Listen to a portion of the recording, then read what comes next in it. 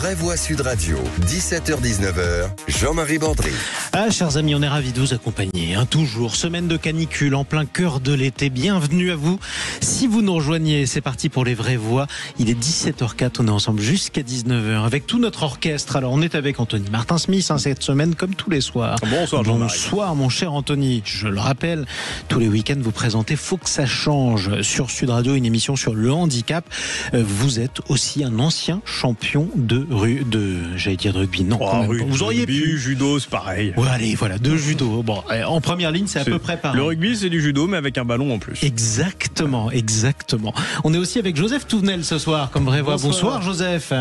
Bienvenue. Eh bien, on sent plus d'enthousiasme. Malgré la pluie parisienne, parce que tout à l'heure en vélo, j'ai pris une ondée. Vous avez pris une ondée. Tiens, oui, vous parlez comme les météorologues, c'est merveilleux. Absolument. C'est la première fois que j'entends quelqu'un qui dit j'ai pris une ondée. D'habitude, c'est une drache, n'importe. C'était quand même assez rafraîchissant, je dois l'avouer. Ça vous a fait du bien, j'espère. Exactement. Joseph Touvenel, vous êtes syndicaliste. On vous a connu évidemment à la CFTC lorsque vous y étiez. Vous êtes aussi aujourd'hui vice-président du Centre européen des travailleurs. Qu'est-ce que c'est ?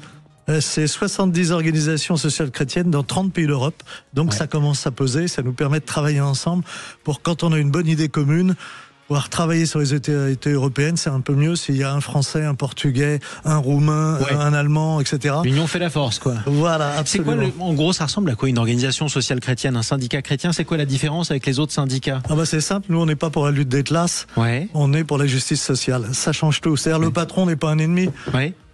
Oui, bon, si vous lui demandez, jamais il ferme votre usine ou que vous lui demandez une augmentation, vous allez faire grève quand même. Non, ça ne veut pas dire que c'est un ennemi s'il ferme l'usine. Non, mais ça veut dire que chaque salarié porte sa croix. Peut-être, mais il y aura même bénédiction. non, mais moi j'ai déjà fait grève, mais c'est un autre principe. C'est vraiment de considérer l'autre. Une entreprise, c'est d'abord une communauté humaine. Comment fait-on une communauté humaine avec ses difficultés qui peuvent arriver ou non? Le syndicalisme réformiste, en quelque sorte. Parce que le réformisme, c'est la réforme pour la réforme. Pas forcément. Non, il y a des bonnes et des mauvaises réformes. C'est vrai aussi. Tiens, on est avec quelqu'un qui ne porte pas du tout sa croix, mais qu'on est ravi de retrouver en duplex depuis le sud-est. Jean-Luc Benamias, troisième vraie voix du soir. Bonsoir Jean-Luc. Et bienvenue sur Sud Radio. Alors c'est pareil, c'est un petit rituel cette semaine dans les vraies voix. Lorsqu'on a quelqu'un en visioconférence, on le voit parler, mais on l'entend quelques minutes plus tard. Ça finira vous le voyez parler, moi je ne vois toujours rien, Jean-Marie. Voilà. Certes, Anthony Martin-Smith ne vous voit pas. Voilà, Jean-Luc Benamias est avec nous. Comment ça va, Jean-Luc ? Ça ira, c'est ce qu'on va se dire. Dès qu'on vous entendra, quelqu'un on fait de la lecture labiale ici on va y arriver. En tout cas, bienvenue à vous Jean-Luc Benamias. Vous êtes membre de la Ligue des droits de l'homme. On sera avec Muriel aussi dans quelques minutes. C'est notre auditrice du jour au 0826 300 300. Le programme des vraies voix ce soir. On va vous emmener en prison. Pourquoi ? Parce qu'un ministre est en colère. Qui ça ? Gérald Darmanin, le ministre de la Justice. Il annule sa visite à la prison de Nîmes. Pourquoi ? Parce qu'il a découvert que dans cette prison, il y avait... Qu'est-ce qu'il y avait dans cette prison ? Une table de massage. Vous vous rendez compte ? On s'attend à pousser les portes de l'enfer, à entrer en prison, et en fait, on découvre qu'il y a une table de massage sur laquelle des détenus peuvent potentiellement se faire masser. Voilà. Est-ce que ça vous choque, cette information ? Je suppose que oui. Comment se fait-il qu'on apprenne qu'il y ait des activités ludiques comme celle-ci en prison ? Eh bien, on en parlera avec un surveillant pénitentiaire, avec vous tous, au 0826 300 300. On va faire le tour des actualités qui marquent évidemment cette journée. Ce sont les négociations, les discussions plutôt entre les Européens et Volodymyr Zelensky, le président ukrainien. Est-ce que l'Ukraine risque de se faire brader ? On y reviendra notamment avec Félix Mathieu dans ces 3 mots dans l'actu. Voilà pour le programme. Notre coup de projecteur vous emmènera sur un tout autre sujet. Est-ce que vous allez encore au restaurant ? Figurez-vous que les Français se détournent de leur gastronomie et que c'est aussi pour ça qu'il y a des restaurants qui ferment tous les jours. Tiens, c'est quand la dernière fois que vous êtes allé au restaurant, vous, Anthony ? La semaine dernière, je crois. Bon, vous êtes un privilégié, Joseph ? À midi, parce qu'on m'a invité à un petit troquet. Et les syndicalistes, voilà. C'est ça. On a invité le syndicaliste, ça doit être ça. On est avec Jean-Luc Benamias. Dernière fois au restaurant pour vous, Jean-Luc ? Hier midi. Bon, tout le monde va au restaurant. En fait, il n'y a que les vraies voix qui vont au restaurant et pourtant il en ferme tous les jours. J'aimerais bien savoir pourquoi. Mais dites-nous où il ferme et on ira là-bas. Eh bien, peut-être que notre auditrice du jour, Muriel, qu'on a enfin retrouvée depuis Béziers au 0826 300 300, nous dira si elle va toujours au restaurant. Elle, bonsoir Muriel. Bonsoir. Non, je n'y vais pas parce que j'ai 3 petites arrière-petites filles, donc elles me coûtent un petit peu cher et je fais des économies. Bon, ça c'est gentil pour les petites filles. On est ravis de vous avoir, ma chère Muriel. On va débattre. Moi, je suis ravie d'être avec les vraies voix. Mais écoutez, on est très content de vous avoir. On va débattre avec vous de la situation des prisons françaises. On va parler un petit peu d'Ukraine. Mais avant ça, vous aviez un mot à faire passer. Vous faites pas du tout partie de ces Français pour qui la priorité, c'est une nouvelle dissolution. Nous, vous, c'est encore plus radical. C'est quoi ? Oui, moi, je demande à Monsieur Macron, à notre président, d'être raisonnable et de foutre le camp. Voilà. Bon, vous voulez qu'il démissionne. Pour quelle raison ? À quoi ça vous... Parce qu'il ne s'occupe pas du tout de la France. Alors, il y a un gouvernement, certes, je vous l'accorde, mais vu qu'il y a 3 blocs, ça ne marche pas. Vous allez voir à la rentrée.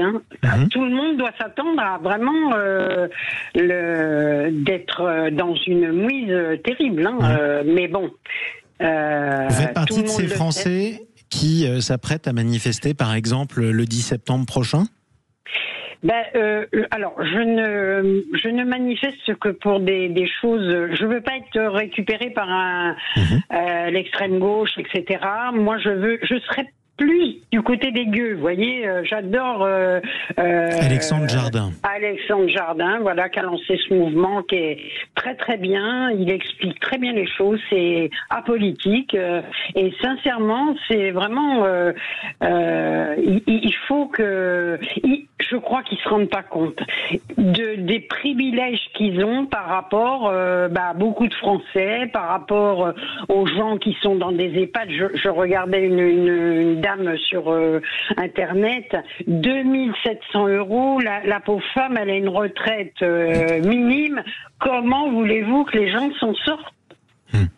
Anthony Martin-Smith acquiesçait à vos propos, je crois. En tout cas, vous opiniez du chef, Anthony. Oui, effectivement, parce que je partage totalement le point de vue de Muriel, mais qui est un point de vue que je lis partout sur les réseaux sociaux en ce moment, où on a vraiment le sentiment que le gouvernement continue à être sur un rythme effréné de dépenses, un train de vie complètement dispendieux, avec cette attitude complètement hors sol, où on continue de dépenser, avoir un train de vie, à voyager en classe affaires, lorsque vous avez des gens qui ont à peine de quoi finir le mois, et donc ça me choque, et je crois que on est à la veille de quelque chose qui sera probablement pire que les Gilets jaunes. Je ne le souhaite vraiment pas pour notre pays, mais peut-être est-ce ce dont il a besoin. Jean-Luc Benamias ? Bon, écoutez, la parole est libre. Oui. Moi, je pense qu'effectivement, la situation depuis la dissolution politique française est totalement incompréhensible. Je dirais même totalement virtuelle. On a un gouvernement virtuel, on a un président qui devient virtuel, et en France et dans le reste du monde. On a des ministres qu'on connaît à peine, sauf certains d'entre eux qui font beaucoup parler d'eux, mais pour dire parfois des choses qui ne sont pas intéressantes. Voilà. Est-ce que pour autant... Moi, je fais confiance aux forces syndicales, je fais confiance aux corps constitués, je fais confiance à l'ensemble des politiques associatives, syndicales qui existent dans le pays. Voilà, pour être responsable. Je trouve que, à ce niveau-là, le gouvernement ou les gouvernements depuis la dissolution, je sais pas qu'ils dépensent trop parce qu'ils dépensent plus que les autres. C'est que ça n'a pas de sens derrière tout ça. On ne sent pas le sens derrière tout ça. Joseph Tounel. Muriel, elle a employé un terme très important et je trouve significatif, le mépris. En fait, on peut avoir des désaccords d'analyse politique sur les solutions, etc. Mais nous avons une classe dirigeante qui méprise les Français. On le voit avec l'ensemble des promesses balancées et non tenues. On me dira, ça c'est pas nouveau, mais ça s'accélère. Et les mensonges éhontés. Mais les mensonges, mais alors c'est quand même fabuleux d'arriver à mentir, de dire le contraire un jour de ce qu'on a dit l'avant-veille, et donc les Français ressentent ce mépris. Et quand on dit ce que dit Muriel, on veut plus du président Macron, oui, parce que on aime qui aime être méprisé? Personne. Allez, restez avec nous, on va se retrouver dans quelques instants. La suite du programme des vraies voix, le coup de cœur d'Anthony Martin-Smith. Oui, il n'y a pas que des coups de gueule ce soir plutôt. Un coup de cœur sur qui d'ailleurs, tiens Anthony?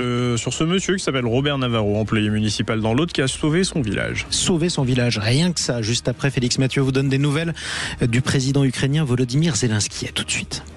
Les vraies voix Sud Radio, 17h-19h, Jean-Marie Bordry. Il est 17h16 précisément, on est ensemble jusqu'à 19h. Les vraies voix qui débattent de l'actualité dans quelques instants. Les 3 mots au moins dans l'actu de Félix Mathieu. Bonsoir à vous mon cher Félix. Bonsoir Jean-Marie. Bonsoir, 3 mots qui sont listériose, poule et serpent. Oui, on va parler d'animaux ce soir. On va parler des poules de Yael Braun-Pivet, d'un serpent chez Taylor Swift. Il y a plein de choses assez étonnantes dans la Il vie. manque le renard quand même. Oui, c'est ça. Il y a aussi 2-3 trucs un peu plus sérieux aussi quand même. Faut pas ne exagérer. vous en mêlez pas. Et puis on parlera aussi de la situation ukrainienne qui est autrement plus tragique. Mais avant ça, un coup de cœur avec Anthony Martin-Smith. Oui, on part à Coustouche. Vous savez où c'est ? Non. Eh bien, c'est dans l'Aude. Et pardonnez-moi, chers habitants de Coustouche. Au cœur des Corbières, qui, il y a un employé municipal. Il s'appelle Robert Navarro et il vit dans l'Aude. Et s'il a de commun avec cette célèbre inspecteur télévisé que le nom, ils ont aussi l'héroïsme. L'héroïsme parce que Robert, voyant que son village de Jonquière était en train de brûler, 46 habitants tout de même, a appelé immédiatement les pompiers pour signaler que personne ne protégeait le village et grâce à son civisme et à son alerte, eh bien les dégâts ont pu être contenus à un quart du village qui a été brûlé. Donc il a sauvé son village. Il a sauvé son village et 8 maisons ont été endommagées ou détruites. Le bilan aurait pu être bien plus dramatique. D'où l'importance aussi de rappeler bien le civisme, le rôle essentiel de nos employés municipaux qui sont trop souvent pris à partie. C'est Joseph Tournel. Oui, mais Anthony a tout à fait raison. Et si on élargit ce qui s'est passé, souvent on critique, et parfois à juste titre, les fonctionnaires, donc fonctionnaires territoriaux comme les autres fonctionnaires. Mais il y a aussi tous ceux qui font un travail extraordinaire, notamment lors de l'incendie dans l'Aude, que ce soit les agents municipaux, les agents départementaux, qui ont accompagné et qui ont énormément travaillé avec les pompiers, avec les forces de sécurité. Et on peut les remercier parce que c'est du travail... à la fois, c'était un risque et c'est un vrai travail. Donc, on peut les critiquer quand ils sont critiquables, mais il faut savoir aussi les remercier, comme vient le faire Anthony, quand ils se donnent pour le bien-être de la collectivité. Jean-Luc Benamias. Non, ce qui s'est passé dans l'Aude, tout le monde le sait, c'est des milliers d'hectares. Ouais. Des milliers d'hectares, et c'est pas un seul village. Bravo à cet employé municipal par rapport à ce petit village. 50 personnes, c'est un très petit village, c'est même quasiment un gros mot. Mais clairement, on voit bien le manque de moyens. On l'a déjà vu sur d'autres grands feux, notamment celui autour de Narbonne, d'autres grands feux, notamment plusieurs feux autour de Marseille, où les manques, non pas le courage des habitants, le courage des pompiers, le courage d'autres salariés, mais le manque de moyens nécessaires. Tout le monde le sait, on manque notamment de Canadair. C'est des Canadair on aurait dû en construire plus. Malheureusement, ça a été annulé par M. Macron et M. Attal il y a quelques années. Voilà. Alors, c'est facile de le critiquer. Je reviens sur le coup de cœur. Le coup de cœur est nécessaire parce que sans les populations qui, dans ces cas-là, participent à l'aide, donc quand ils le peuvent, parce que quand sa maison brûle, participer à l'aide, encore plus difficile. Mais je pense à tous ceux qui peuvent aider, voilà. Mais je reste sur l'idée que quand même, c'est des milliers d'hectares. J'ai lu ça sur des viticulteurs, ils ont pris cher. Ils ont pris très cher. Ils ont pris très cher. Et d'ailleurs, malheureusement, il n'y a pas souvent d'ange sans démon. Cette information qui nous parvient il y a quelques minutes, d'après le procureur de Montpellier, ce grand feu dans les Corbières, dans l'Aude, pourrait, je le cite, avoir une origine criminelle. J'imagine que si on le retrouve, on ne rattrape pas la personne qui est responsable de ça, si vraiment elle l'est. Merci à tous. En tout cas, je voudrais juste préciser que l'information nous vient de l'Indépendant, nos confrères que nous saluons évidemment. Toujours, bien sûr. En plus, on salue toujours l'Indépendant dans l'Aude notamment, et on les embrasse. Tout de suite, les 3 mots dans l'actu. Les vraies voix Sud Radio. Listériose, poule et serpent. Voyons. Bonsoir Félix Mathieu. Bonsoir Jean-Marie, bonsoir tout le monde. 21 cas de listériose, dont 2 décès pourraient avoir un lien avec des fromages au lait pasteurisé fabriqués dans la Creuse, des camemberts, des crémeux, des chèvres. La liste des 40 références se trouve sur le site officiel Rappel Conso. À suivre aussi des CRS fort mécontents. Yael Braun-Pivet, la présidente de l'Assemblée nationale, leur a demandé de nourrir ses poules en son absence cet été, sauf que ces policiers de haute volée estiment que c'est pas vraiment leur boulot. Et puis, l'info ne prend pas de vacances avec Paul Vinel. Dans quelques minutes, Taylor Swift sort un nouvel album, l'occasion de vous raconter pourquoi sa salle de bain a été détruite à cause d'un serpent dans un trou, serpent qu'il a fallu tirer par la queue. Les vraies voix Sud Radio. Mais avant ça, des choses beaucoup plus sérieuses. D'abord, l'armée russe qui accélère en Ukraine. Elle y a effectué une avancée record en plus d'un an, et ce alors que les Européens et Volodymyr Zelensky tentent en ce moment même de convaincre Donald Trump. Ça se passe en visioconférence. Ils tentent de le convaincre de défendre les intérêts ukrainiens face à Vladimir Poutine. Ils vont se rencontrer après-demain, vendredi, Vladimir Poutine et Donald Trump en Alaska. Et pendant ce temps, en tout cas, les forces russes disent réaliser leur plus grande progression en territoire ukrainien depuis plus d'un an. Elles disent avoir conquis plus de 110 mètres carrés en 2 jours en territoire ukrainien. Une façon peut-être aussi de mettre la pression avancée pour parler Trump-Poutine. Après, attention, si l'armée russe commence à dire qu'elle conquiert du territoire, peut-être qu'il faut se demander si c'est pas le contraire qui se produit. Il faut toujours se méfier. Kilomètres carrés, non ? Effectivement. Quoi qu'il en soit, on continue et vous nous emmenez dans la Creuse, mon cher Félix. Où la fromagerie Chaveux-Grand se trouve dans la Tourmente. Après des rappels de produits en juin et en août pour des suspicions de contamination à la listeria, les autorités indiquent aujourd'hui que 40 cas de listériose, dont 2 décès, pourraient faire suite à la consommation de fromages venus de cette PME, des camemberts, des crémeux, des fromages de chèvre. 40 lots parfois vendus sous marque distributeur. Les différentes références sont à retrouver sur le site officiel Rappel Conso. La listeria peut se trouver dans des produits crus ou mal cuits, viande, poisson fumé, et donc dans des fromages également. Attention, elle est surtout dangereuse pour les personnes fragiles, indique Gérald Kirzek, médecin urgentiste et directeur médical de Doctissimo. La période d'incubation de la listériose, elle est relativement longue. Elle peut aller jusqu'à 8 semaines. Donc, si dans les prochaines semaines, et si vous avez consommé ces fromages, pas d'affolement. Mais en revanche, si vous avez des symptômes, un peu de fièvre, des maux de tête, ce que vous pourriez penser être la grippe finalement, ne le négligez pas et consultez votre médecin. Les gens à risque, ce sont les femmes enceintes, les nouveau-nés, les personnes âgées, les immunodéprimés. C'est une infection qui peut être potentiellement grave, mais uniquement chez ces personnes relativement fragiles. Donc voilà, des petits symptômes, fièvre, maux de tête, diarrhée, vomissement, on consulte. Gérald Kirzek qui nous conseille aussi d'ailleurs, vu les températures, d'éviter les restes qu'on aurait laissés traîner sur la table au soleil pendant des heures dans la chaleur. Ça non plus, c'est pas bon pour la listeria. Pourquoi vous les prenez d'habitude ? Si le médecin vous le dit pas, vous les mangez ces restes ? Ça peut arriver que soit remis au frigo des trucs qui ont un peu traîné, quoi. Il nous dit qu'il faut éviter, surtout si ça a traîné au soleil en pleine canicule. Et comme quoi, toute chose malheur est bon, mon cher Félix.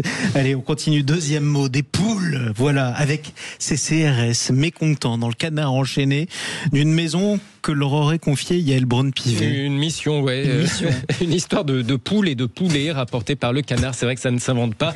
La présidente de l'Assemblée nationale peut compter, vous savez, sur des policiers de haute volée pour assurer sa sécurité. La prestigieuse CRS 1, compagnie en charge notamment de la protection des personnalités, qui fournit les motards de l'escorte présidentielle. Rien de moins. Or, que nous apprend l'hebdo satirique ? Eh bien, qu'en son absence, cet été, Yael Braun-Pivet a demandé à ses CRS de nourrir ses poules. Et oui, a priori, ces policiers, on peut apprécier cette nouvelle mission. Je ne sais pas si on peut dire qu'ils ont même volé dans les plumes de la présidente de l'Assemblée. En tout cas, comme les internautes sont des taquins, eh bien, en apprenant cette info, un influenceur très suivi sur X a ressorti cette archive d'une interview politique sur Sud Radio. C'était justement avec Yael Braun-Pivet. J'ai eu mon indemnité et je ne vis pas au crochet de l'État et de la collectivité. Ça ne correspond pas à ma façon d'être. Et donc, oui, je vis chez moi, je fais ma vaisselle comme tout le monde, comme tous les Français, et c'est bien comme ça. Voilà, vous avez vu, elle a dit qu'elle faisait sa vaisselle elle-même, pas forcément qu'elle nourrissait ses poules elle-même. En tout cas, pas quand elle est en vacances. Oui, mais en fait, elle réinventait juste le concept de pool party, c'est tout. Mais ce qui est intéressant, Joseph c'est Tournel. Boboland, c'est-à-dire qu'elle est en train de s'apercevoir que quand on prend des animaux, il faut s'en occuper. Mais ça, il faudrait que les bobos se le mettent dans la tête. Avoir une poule dans son jardin ou quelques poules, c'est bien, mais les animaux, et c'est pas nos agriculteurs qui vont me contredire, ça demande beaucoup de travail au quotidien. Jean-Luc Benamias. Jean-Luc Benamias. J'ai du mal avec ce genre d'infos, vous m'excusez. Parce que j'aime bien dans ces cas-là vérifier. Voilà. Même si le canard dit souvent des choses extrêmement justes, pas forcément tout le temps. J'aimerais bien vérifier. Voilà. Après, vous avez un doute, et le doute est humain, vous avez raison. Ça m'attriste pas plus que ça, ce qui arrive à Yann Braun-Pivet par ailleurs. Voilà. Alors justement, le canard enchaîné nous précise d'ailleurs qu'ils ont quand même consulté Yael Braun-Pivet sur le sujet et qu'elle leur a répondu « Je ne m'exprimerai pas sur des sujets qui ont trait à ma sécurité ». Bon, ben voilà, en tout cas. Vous savez que ce sont des oies qui ont sauvé Rome, les oies du capital. C'est vrai, exactement. Alors que les Gaulois, ou plutôt les Celtes, étaient en train d'assiéger la ville. Peut-être nous pondre une loi. Ça doit être ça. Pardon. Troisième mot dans l'actu, mon cher Félix. On change d'animal. C'est le mot serpent, effectivement. Alors, la salle de bain de Taylor Swift a été détruite dans des circonstances rocambolesques. C'est difficile de lire sérieusement, Félix. Oui, d'ailleurs, pour en parler, on accueille notre référent zoologie, musique populaire et architecture intérieure. Bonsoir, Paul Vinel. Bonsoir, Félix Mathieu. Bonsoir bienvenue dans C'est Vraies Voix. Paul, merci d'être là pour ça. L'histoire improbable, Paul, se déroule en marge des récents incendies à Los Angeles. Effectivement, comme des centaines de milliers de personnes, eh bien, l'actrice Zoé Kravitz a dû évacuer sa maison lors des incendies dévastateurs de Los Angeles en janvier dernier. Alors, heureusement pour elle, elle a pu trouver un refuge avec sa mère Lisa Bonet chez une amie qui n'est autre que Taylor Swift, avec sa maman et Orpheus, son serpent de compagnie. Elles y sont restées près de 2 semaines. Et la fille de Lenny Kravitz a d'ailleurs vécu le cauchemar de tout invité qui ne veut surtout pas déranger. Elle a été obligée de détruire la salle de bain de la chanteuse pour empêcher son serpent de s'échapper entre les murs. Elle a raconté cette folle anecdote sur le plateau du Late Night with Seth Meyers hier soir. Le trou se trouve donc à côté de la banquette qui est encastrée dans le mur et comporte 2 tiroirs en bas. Ma mère tient donc par la queue le serpent. Je me baisse et je sors les tiroirs. J'étais complètement paniqué. J'appelle donc mon assistante Caroline qui monte à l'étage. Elle me dit mais je ne peux rien faire, je ne peux pas t'aider dans cette situation. Et à ce moment-là, je me dis soit on détruit sa salle de bain, soit on lui dit qu'il y a un serpent quelque part dans sa maison. On a donc détruit la salle de bain et j'ai dit à sa gouvernante que j'allais bien sûr payer pour tout réparer. Je lui ai demandé de ne rien dire jusqu'à ce que tout soit réparé. Je pouvais donc dire que tout allait bien. Bon, ben tout va bien, effectivement. Merci beaucoup.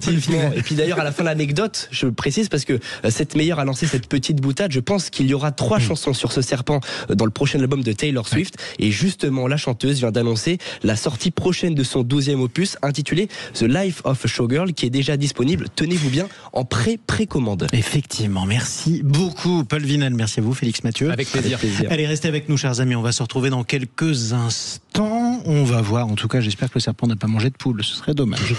On va parler d'un sujet beaucoup plus sérieux, qui devrait l'être en tout cas, les prisons françaises, toujours surpeuplées malheureusement, on le sait. Pourquoi Gérald Darmanin, le ministre de la Justice, a annulé sa visite dans la prison de Nîmes? Parce qu'il a découvert qu'il y avait dans cette prison une table de massage pour les détenus, justement. Il a refusé de venir, il a demandé à ce qu'elle soit mise à la disposition plutôt des surveillants. Que se passe-t-il dans nos prisons? On va en débattre le plus calmement et le plus sérieusement du monde dans quelques instants. À tout de suite.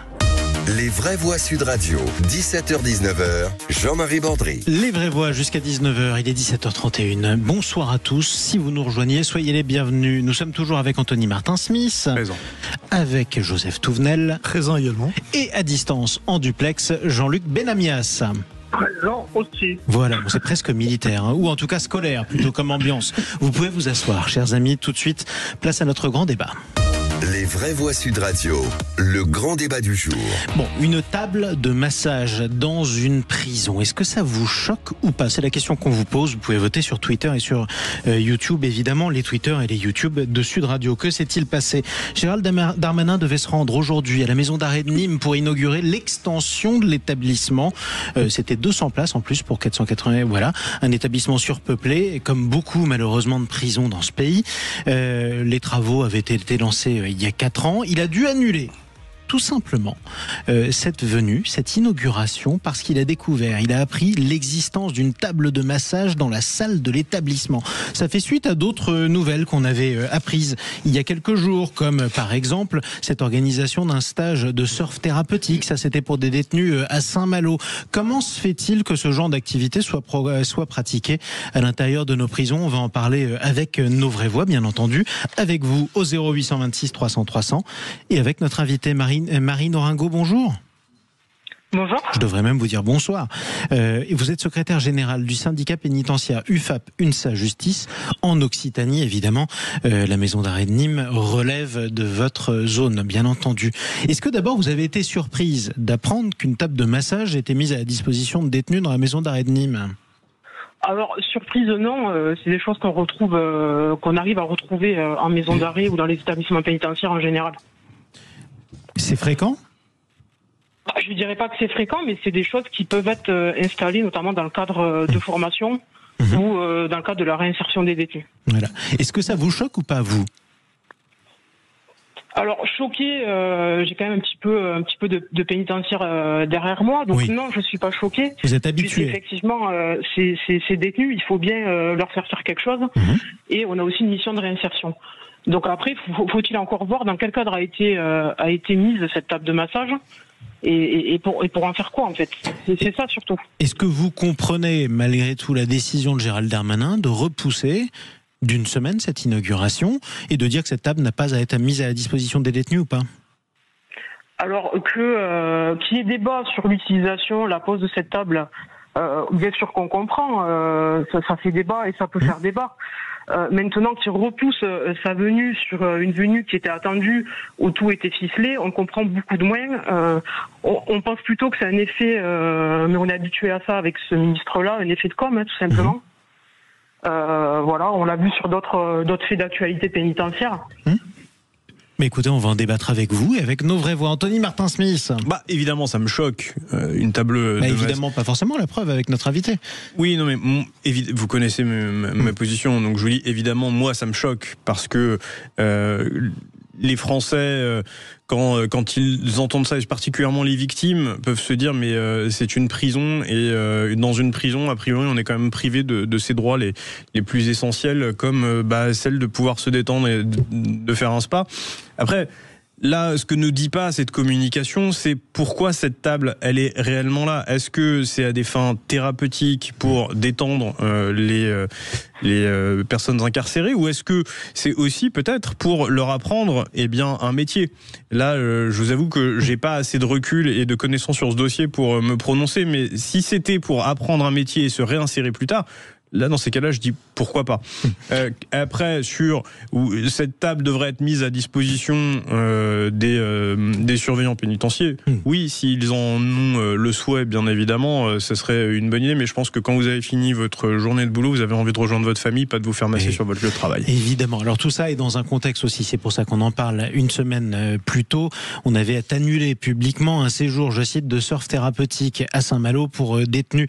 Il y a eu d'autres affaires qui avaient défrayé la chronique. C'est même un classique. En été, par exemple, une piscine dans une prison.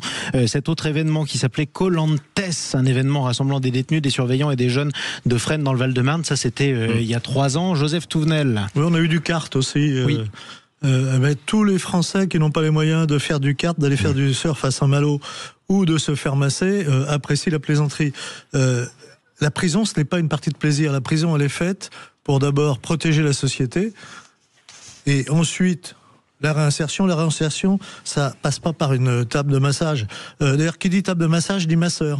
Combien ça nous coûte ces plaisanteries ? Non, les priorités dans la prison, c'est d'éviter qu'aujourd'hui, comme c'est trop souvent le cas, il y a 4 personnes internées qui soient entassées par terre sur des matelas. Ça, c'est la priorité. Si Emmanuel Macron a tenu ses promesses, ça serait d'ailleurs pas le cas, puisque je vous rappelle qu'il avait promis la construction de très nombreuses places de prison, ce qui n'a pas été fait. Important d'en parler aussi au sujet de cette maison d'arrêt de Nîmes, parce que la manière dont on en parle pourrait la faire passer pour un hôtel 5 étoiles. C'est loin d'être le cas.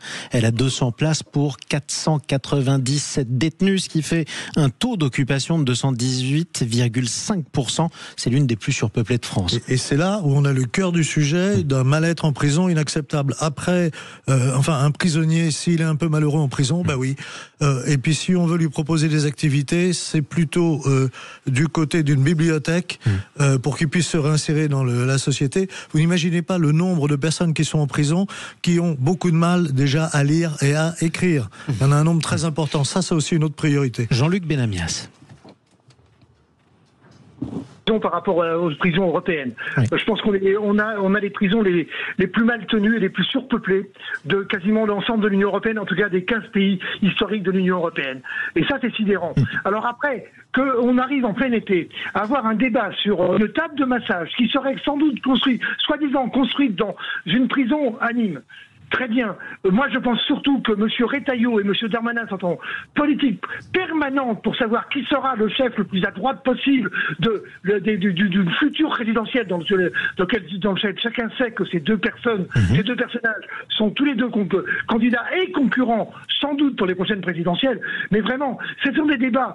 Les débats fondamentaux, vous venez de le dire, hein, et la dame qui est syndicaliste l'a dit aussi. Hein, le débat fondamental, c'est qu'est-ce qu'on fait par rapport aux prisons et comment on fait par rapport à la préventive, comment on fait par rapport aux gens qui sont condamnés à plusieurs années de prison, et qu'est-ce qu'on fait par rapport à ça? Qu'est-ce qu'on fait? Alors je mets de côté évidemment tout ce qu'on appelle les ultra-terroristes, où là on est obligé d'avoir des politiques extrêmement répressives. Mais 90% des gens qui sont en prison ne sont pas dans ce cadre-là. Et donc on a un boulot énorme, gigantesque de rattrapage. Et alors Joseph Souvenel l'a dit. Il y a des prisons, c'est souvent en préventive, hein, où c'est le surpeuplement. Surpeuplement égale, évidemment, des grosses crises entre prisonniers, des situations... Et avec les surveillants, parfois. Et bien évidemment, avec les surveillants, qui, tout le monde le sait, hein, les surveillants, ils n'arrêtent pas de le dire. Souvent, d'ailleurs, ils protestent, ils font des manifestations devant les prisons. Pas plus que ça, certes. Mais ils font des manifestations parce qu'ils manquent de moyens. Ils sont complètement... ils subissent des violences eux aussi, parce que être gardien de prison, travailler en prison, c'est aussi une violence absolument importante. Vous êtes toujours avec nous, Marine Oringot. Oui, tout à fait. Vous confirmez, quelle image ça donne pour vous des prisons françaises? Qu'est-ce qu'on doit en retenir après cette affaire? En fait, le traitement médiatique qu'on a autour de cette table de massage, en fait, nous on trouve ça très réducteur et dommage, puisqu'en fait, les priorités, elles devraient être claires. Nos priorités, ça devrait être d'améliorer les conditions d'exercice des personnels et leur offrir un cadre de travail digne. Actuellement, et pour parler de la maison d'arrêt de Nîmes, puisque c'est le sujet, c'est pas le cas. On a une maison d'arrêt qui est l'une des plus surpeuplées de France. On vient de le dire. Vous avez cité les chiffres, donc je vais pas y revenir dessus. Mais du coup, tout ça, ça crée de la promiscuité et ça crée des conditions de travail qui sont horribles. On est sur des bâtiments qui sont vétustes. On est sur de la prolifération d'insectes, de cafards, de rats. Puisqu'en fait, on a trop de détenus avec des infrastructures qui sont vieillissantes et aucun moyen qui est mis dedans. Et avec un effectif de personnel qui, lui, ne fait que baisser. Puisque on a à peu près au niveau national 4000 vacances de poste. Donc moi, quand M. Darmanin s'indigne d'une table de massage, moi je vous dis pas qu'il a pas raison. Mais je dis qu'il y a des problématiques qui sont plus importantes. Vous dites qu'il y a d'autres priorités, si j'ai bien compris ça. Vous avez remarqué, on parle de tout, hein, d'ailleurs, avec vous ce soir. Bien sûr, pendant qu'on parle de la table de massage, on ne parle pas des vraies problématiques pénitentiaires. Après, nous, on montre aussi qu'on peut. On montre aussi qu'on peut parler de tout, de la table de massage, des activités ludiques, de la surpopulation. Mais encore une fois, c'est un effet de communication de notre ministre. Mais pour autant, les médias ont traité, par exemple, il y a 2 jours, cette prison Lyon-Corba avec l'anniversaire d'un détenu qui fait polémique sur la livraison de protoxyde d'azote, d'alcool, de tabac, d'accessoires festifs dans sa prison par drone. Ça aussi, vous le dénoncez quand même. Mais on le dénonce au quotidien, mais ça, c'est permis... Pourquoi c'est permis? C'est rendu possible plutôt. Oui, pourquoi c'est rendu possible? C'est rendu possible parce qu'on n'a pas les moyens actuellement dans les prisons d'enrayer tout ça. Des filets anti-drones, par exemple. Le gros fléau, c'est les drones. Donc voilà, donc les filets anti-drones. On pourrait avoir accès à des technologies pour enrayer tout ça. Est-ce que vous avez des brouilleurs dans votre prison, madame? Par exemple, pour les téléphones portables. On a des brouilleurs de téléphones portables dans certains établissements, mais qui sont localisés. C'est-à-dire qu'on ne va pas arriver à brouiller toute une prison. On a des brouilleurs qui sont installés le lundi, mais qui sont obsolètes dès le lundi d'après, puisque du coup les détenus s'adaptent, tout simplement. Le rôle du détenu, c'est de s'adapter. Il s'adapte plutôt bien. On a aussi un point d'entrée sur toutes ces choses interdites, ça va être les parloirs, avec quand même la législation qui a évolué à ce niveau-là. Qu'est-ce qui fait que c'est compliqué d'empêcher? Mais pourquoi on ne peut pas fouiller au parloir? Mais parce que, en fait, avant la loi pénitentiaire de 2009, on fouillait, chaque fois qu'un détenu avait un contact avec l'extérieur ou quelqu'un d'extérieur, il était systématiquement fouillé à nu. Donc on effectuait une fouille réglementaire du détenu. Actuellement, c'est plus possible. Depuis la loi de 2009 et l'article 57, on ne peut plus fouiller systématiquement. À l'époque où Rachida Dati était garde des Sceaux de mémoire en 2009. Donc c'était la droite qui était au pouvoir. Tiens, 0826 300 300. On est toujours avec Muriel qui est avec nous, notre auditrice du jour. Bonsoir à vous, ma chère Muriel. J'ai un Kleenex dans les mains parce que là, je suis en train de pleurer. Bon, allez-y. Non, mais attendez. Les gens qui sont en prison, ils ont quand même pas volé une orange, d'accord ? Ils ont fait des délits. Ils ont été, surtout que la justice ne condamne pas. Donc s'ils sont en prison, nous on est dans une ville où on a une grosse prison, d'accord ? Vous êtes à Béziers. Oui. Vous savez que tous les gens qui habitent autour, qui ont des villas, toutes les nuits, c'est feu d'artifice. Toutes les nuits. C'est-à-dire que vous êtes réveillés à 2h, à 3h, ils viennent, la famille vient, ils font des tas de trucs dehors, ils ont fait une pétition, ils ont écrit au préfet, etc. Rien ne se passe.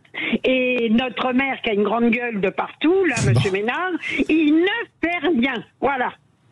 Bon, bah écoutez, le message sera passé, ma chère Muriel. Joseph Touvenel. Non, mais si on veut vraiment choquer les Français, les dresser les uns contre les autres, faut continuer à accepter. Je ne sais pas qui prend ces décisions complètement délirantes. Sur les activités ludiques. Sur ces activités ludiques. La prison, ce n'est pas le lieu des activités ludiques. Par contre, quand on entend qu'il y a des cafards plein la prison de Nîmes, ça c'est inacceptable. Ils sont à 5 voilà, pour 2 couchages. C'est aussi simple que ça. Une prison, ça doit être un lieu. Ça devrait. Ça doit. Et ça, c'est vraiment la priorité. Après les activités ludiques, enfin, moi, je pense aux enfants des surveillants de prison qui n'ont pas les moyens d'aller faire du surf ou du kart et qui entendent ce genre de plaisanterie, mais c'est se tirer une balle à la tête. Hein. Jean-Luc Benamias. Mais Joseph, excuse-moi, mais tu penses aux détenus mineurs, aux plus de 15 ans qui sont en prison, même s'ils ont fait des choses horribles.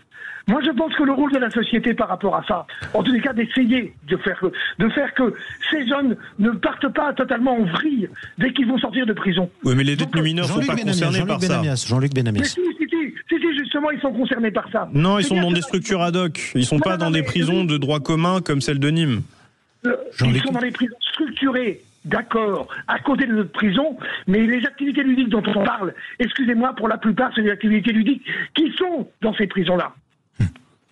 Ouais, c'est pas forcément le cas, par exemple, pour la maison d'arrêt de Nîmes, mon cher Jean-Luc Benamias. Mais ça peut poser la question. En revanche, non, mais Jean-Luc, on peut aussi débattre.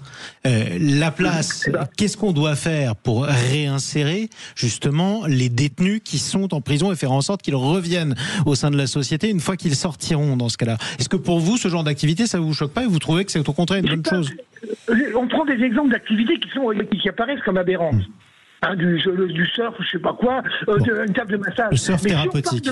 Si on parle mais si on parle de pédagogie, de sortie d'un certain nombre de gens, il y a des gens qui sont en prison, je suis d'accord, ils ont fauté, mais il y a des gens qui sont en prison parce qu'ils ont fait, ils n'ont pas payé d'impôts, ils ont truandé ou je sais pas quoi. Ils ne sont pas tous complètement des braqueurs fous et des gens qui sont pas réinsérables.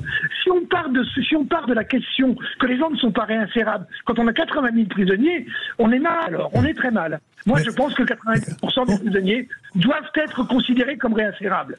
On est sans doute très mal, mais la priorité, c'est que les gens qui sont en prison n'aient pas envie d'y retourner.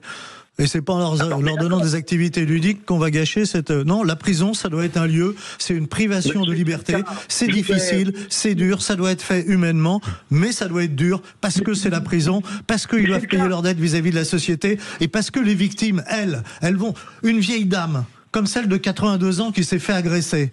Elle, c'est sa vie qui est foutue. Elle va rester enfermée chez elle jusqu'à la fin de sa vie parce qu'elle n'osera plus sortir dans la rue, même si elle s'en remet physiquement. Alors, il y a des priorités. Je suis désolé, on ne va pas en prison en France aujourd'hui pour rien.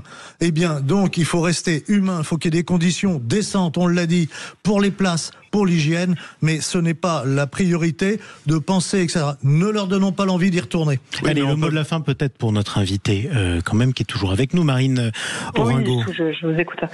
Mais pour revenir sur la table de massage, en fait, il faut savoir que cette table de massage, elle est rentrée dans le cahier des charges de la construction du dispositif d'accroissement de capacité de la maison d'arrêt de Nîmes. Donc, elle a été validée en haut lieu. Elle a été prévue dans le cadre de cette construction. Et elle a été validée par la direction de l'administration pénitentiaire. Donc quand monsieur le ministre découvre sur une prévisite, quand ses services découvrent sur une prévisite la présence de cette table de massage, en fait, tout le monde a validé à tout niveau.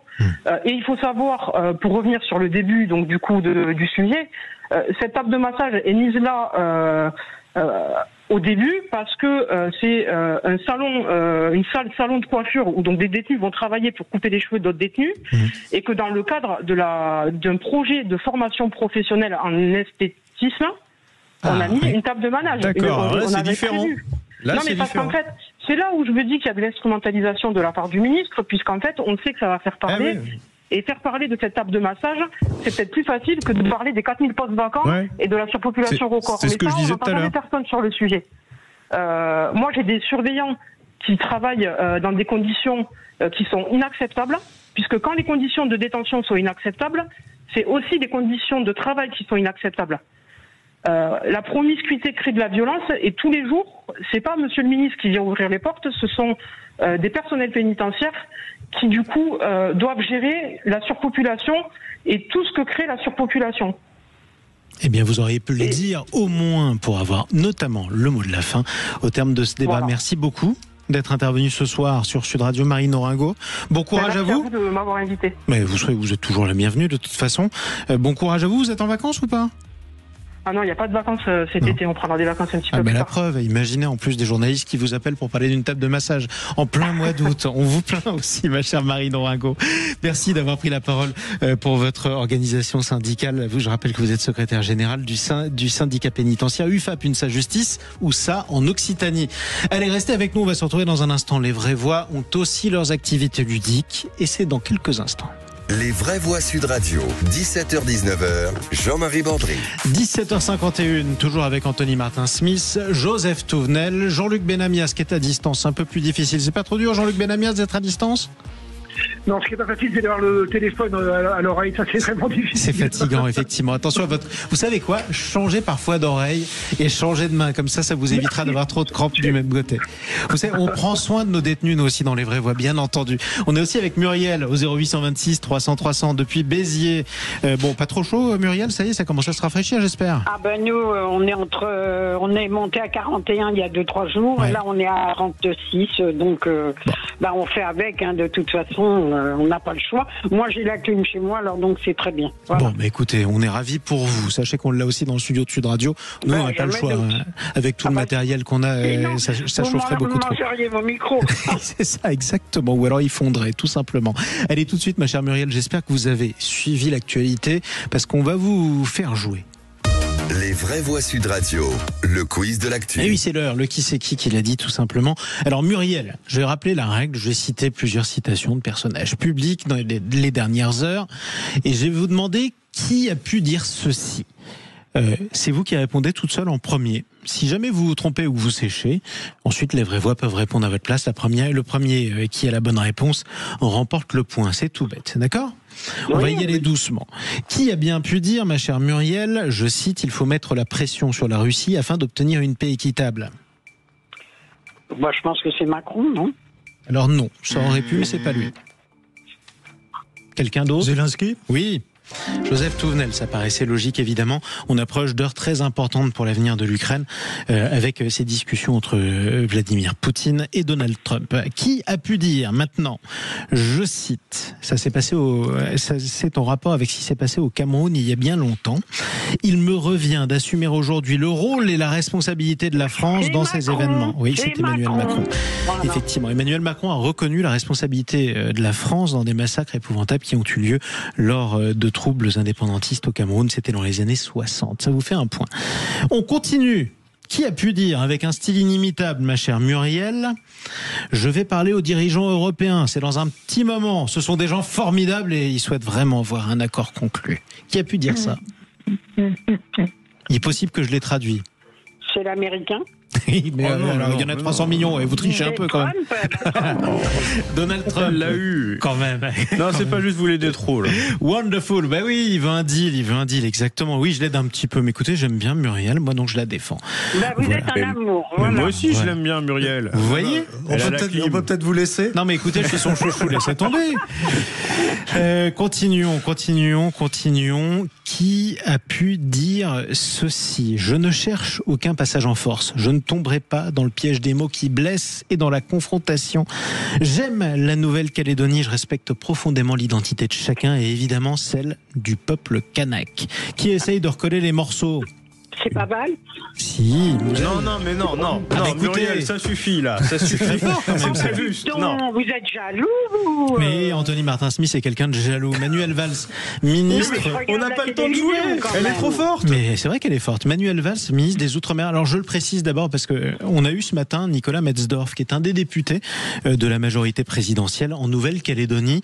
On s'attendait à ce qu'il soit scandalisé par le rejet par les indépendantistes des accords de Bougival, et il était plutôt constructif en disant ça va bien se passer.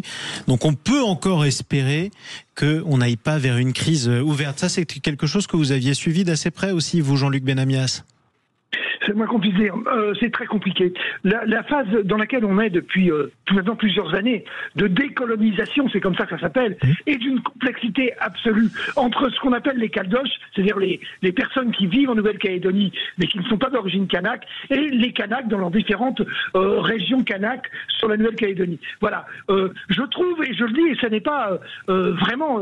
je trouve que Manuel Valls a beaucoup dérivé ces dernières années, c'est de moins qu'on puisse dire, en tout cas, je le pense politiquement. Je trouve ce qu'il essaie de faire à ce niveau-là aujourd'hui en Nouvelle-Calédonie est plutôt positif, et que dans ce cadre-là on a tout intérêt, et les Kanaks ont tout intérêt, et les Caldoches aussi, et la présence de la France en Océanie, il y a tout intérêt à ce qu'on termine cette phase de décolonisation, ce qui n'est pas simple, et donc ça veut dire qu'on doit arriver vraiment à un accord.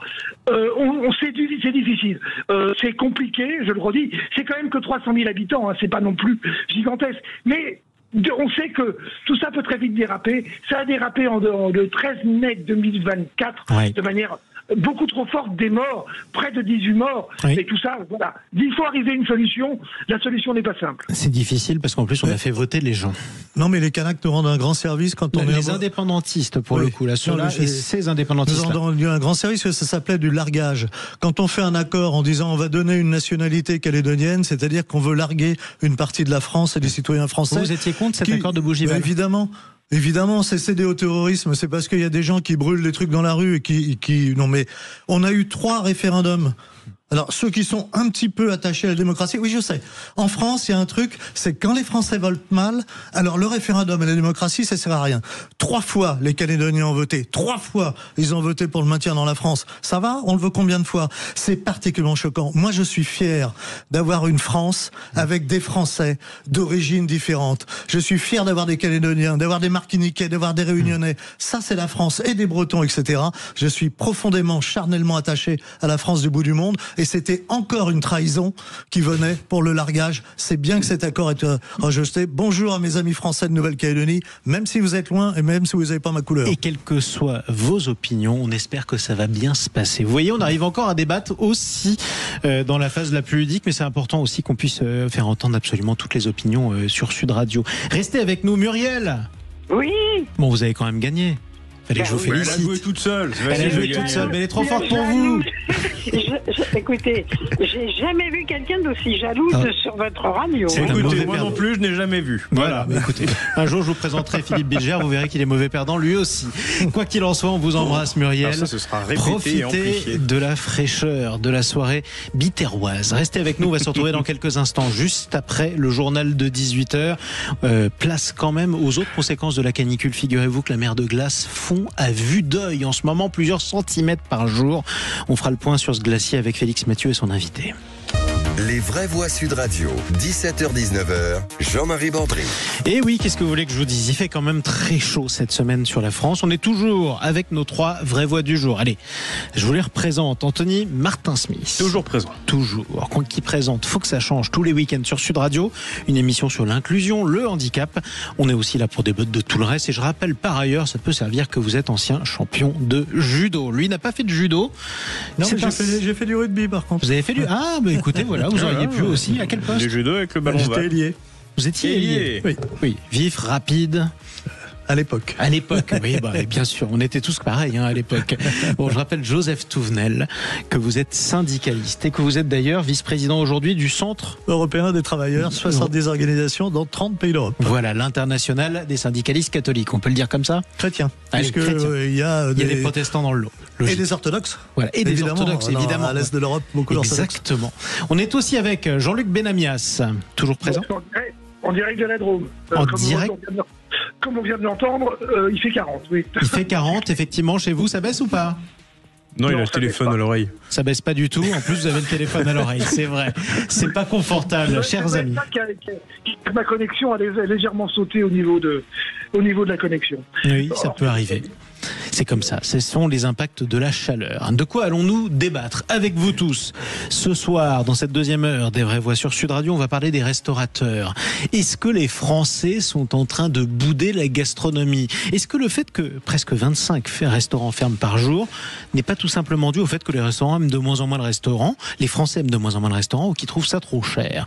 On va en parler avec l'un des plus célèbres restaurateurs de France. C'est le patron de l'UMI, l'organisation des métiers de l'industrie de l'hôtellerie, c'est Thierry Marx, un grand chef.